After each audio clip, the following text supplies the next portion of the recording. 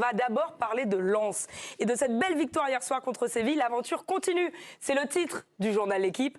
Les Lensois ont tout donné pour gagner leur ticket direction la Ligue Europa et on va se faire un immense plaisir de revoir les images avec Greg. Ouais, les images, elles sont folles, elles sont chouettes. Les 100 €, ils ont bien battu Séville pour assurer leur qualification pour les barrages, mais ils ont subi les Lensois en première période. Alors, en début de seconde période, penalty pour les Lensois sur cette faute. Derrière, Ramos va d'abord, ce penalty arrêté par Brice Samba. Il sera retiré parce que Samba était trop avancé. Décision de l'arbitre, c'est cruel, mais c'est la règle. La Panenka et l'égalisation, un partout. On va aller à la 96e minute de jeu. Le bout du bout, le contre-Lensois. Sotoka récupère le ballon dans la profondeur pour Fulgini. Et la victoire, le but de la victoire, 2-1. Bollaert est en feu. Lens s'impose. Direction les barrages. Ils sont 3e de leur groupe quand même avec 8 points. Incroyable ce Fulgini, Angelo Fulgini. Alors Lens qualifié pour la C3. Est-ce que c'est un exploit pour vous? C'est à vous sur le plateau les copains, je vous écoute.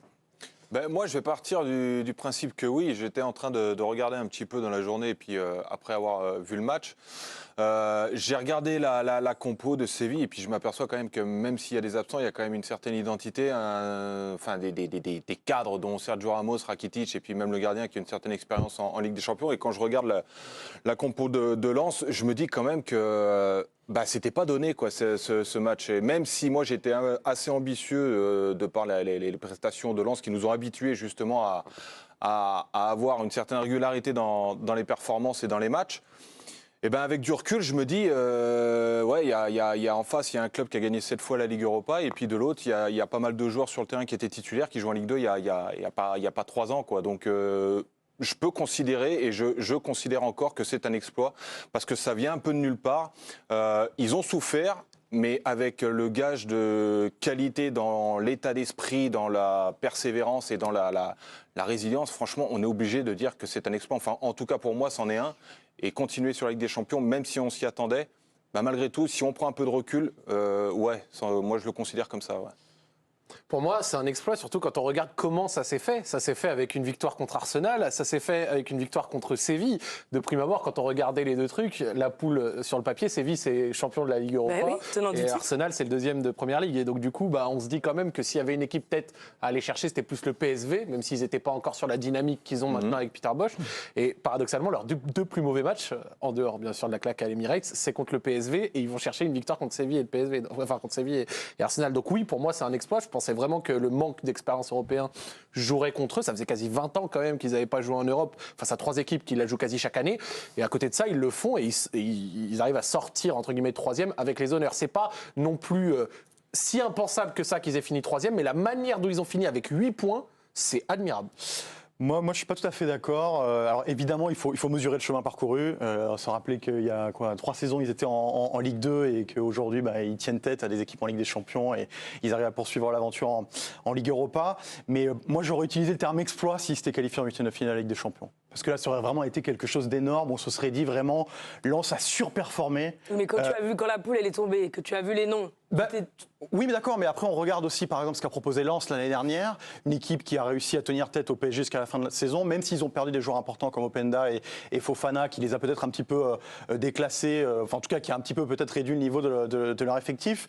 On se disait quand même que cette équipe-là, elle arrivait avec la possibilité de tenir tête à des équipes comme le PSV et comme le FC Séville.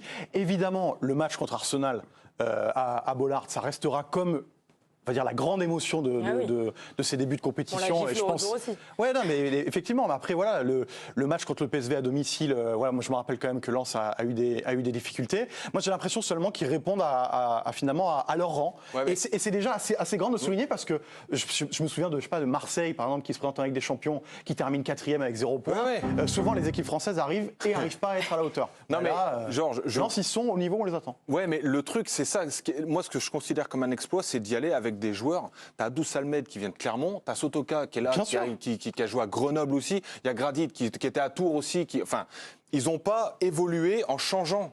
Tu vois ce que je veux dire? Ça veut dire qu'ils n'ont pas pris des joueurs qui avaient un gros CV, ils ont continué de performer avec ces joueurs-là. Donc ça veut dire que tu as un axe de progression. Ils sont dans une progression logique, finalement.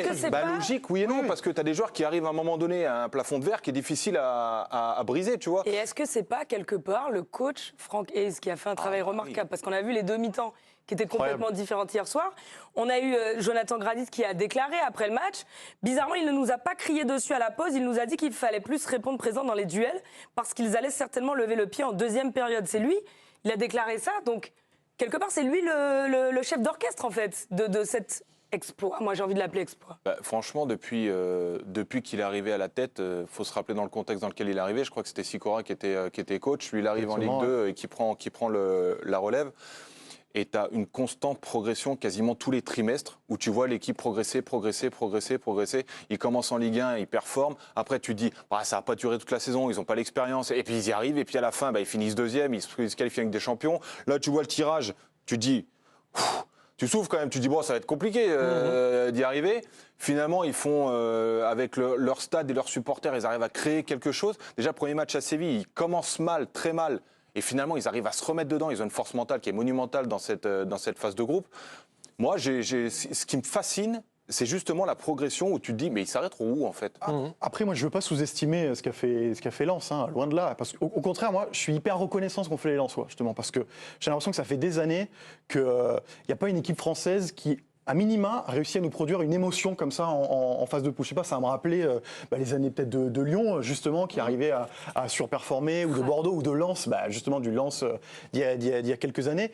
Ils ont répondu et ils ont réussi à créer quelque chose d'une émotion. Je suis sûr qu'aujourd'hui, tous les supporters français sont lensois, quoi. Je veux dire, tout le monde a crié le but de Frankowski ou le but de Fulgini hier. Pour ça, ils ont réussi à créer quelque chose, d'un capital sympathie autour d'eux qui pour moi a presque même plus de valeur que la qualification en C3. Justement, il y en a un qui savoure encore plus évidemment cette qualification, c'est le coach Francaise. Il était présent hier en conférence de presse. Pour lui, c'était l'objectif à atteindre et puis il savoure, c'était au micro de Sébastien Bouet. On peut penser qu'on allait prendre 8 points déjà, je pense. Ça ne nous donne pas la place pour rester en Ligue des Champions. Mais voilà, c'est normal, il y a des équipes qui sont meilleures que nous.